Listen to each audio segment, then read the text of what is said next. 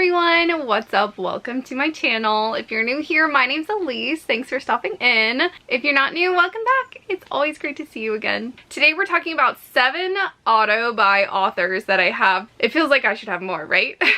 But I think one of the reasons why is because I read around a lot. Even if I like an author's book, I'm like, oh, let me hop around and try a bunch of different authors just because I just see so many books and I'm like, I need to read that. And so that kind of leaves me not really focusing on a particular author. But there are 7 that I know that I will buy whatever they put out, and the book that for sure made them that auto-buy author. Without further ado, let's get into it.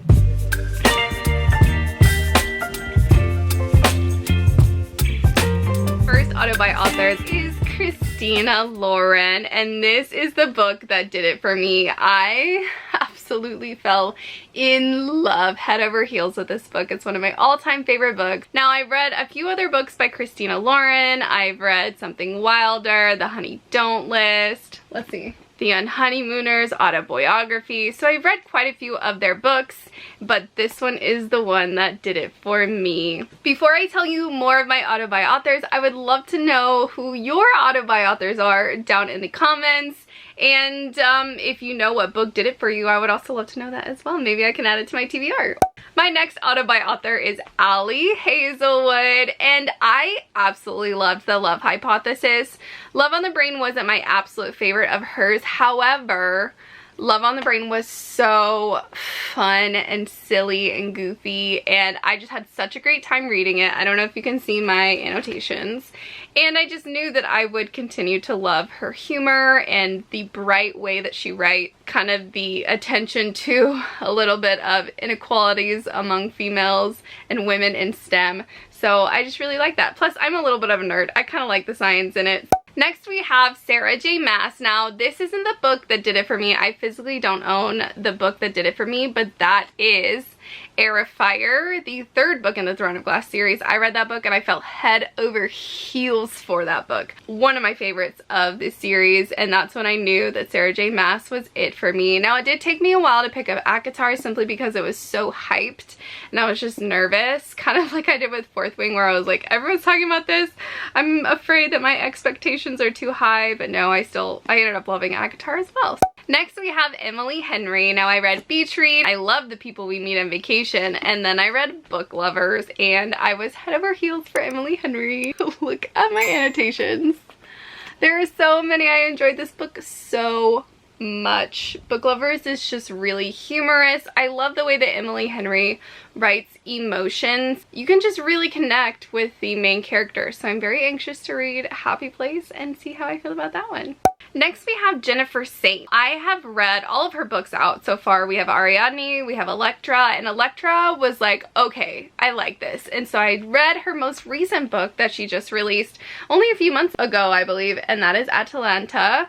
I just really like how she rewrites Greek mythology, and she just adds those little details. She adds that emotional aspect that we don't get in historical tellings of Greek mythology. So she kind of does a deep dive and does a character study, and I'm a Greek mythology nerd. I think that I'm going to continue to pick up Jennifer Saint's work and continue to read her retellings of Greek mythology characters.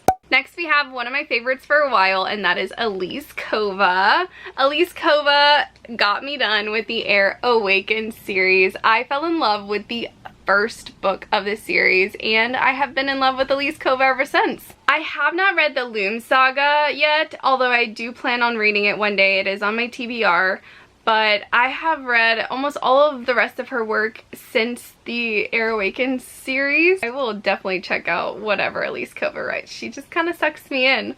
I love this series so much. It's one of my top favorite fantasy series as well. My mom got me the Collector's Omnibus Edition for my birthday one year, and I love it. I display it on top of my library. I believe she signed it too. Aw. To Elise, I hope you awaken to some magic within these pages. Cute. Last but not least, we have Sarah Adams. Now, I read Sarah Adams' The Cheat Sheet, but When in Rome is the one that did it for me. I just love the cozy, warm feelings, the low stakes. I don't mind that there's no spice in it.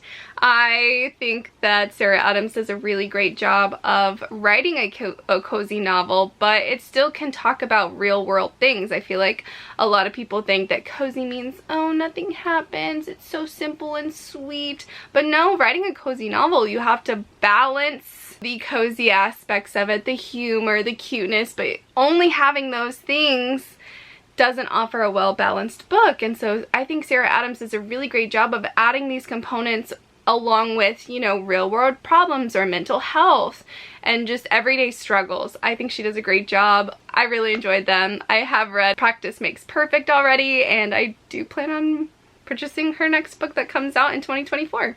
This video is very short and very sweet. Here are 7 of my auto by authors. I hope that one day there will be more authors to add to this list, but for now, I'm satisfied with this. There are a few authors that I'm still kind of testing out and seeing if I enjoy their writing style or reading more of their backlist. So until then, these are my faves. Thanks so much for watching, everyone. I will see you in my next video. Oh, this is heavy. Oh no. Bye, everyone. Hope you're doing well. Sending you good vibes always.